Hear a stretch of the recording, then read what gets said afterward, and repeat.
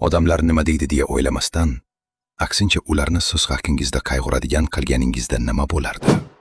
Unda eshiting, siz hech kimni hech qachon o'zgartira olmaysiz. Miyangiz buni qila olaman deb o'ylashingizga undaydi, ammo buni iloji yo'q. Psixologlar buni fundamental hissa xatosi deb ataydi. Biz boshqalarga ta'sir o'tkazadigan kuchimizni yuqori baholab yuboramiz. Haqiqat shundaki, odamlar faqat o'zlari xohlagandagina o'zgaradi. Ularning harakatlari sizning qanchalik muhimligingizni ko'rsatadi.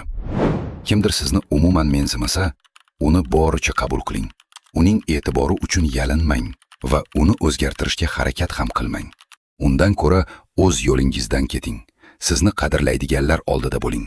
Shunda hayotingiz tubdan o'zgaradi. Bilimli loyihasiga qo'shiling va kuchli bo'ling.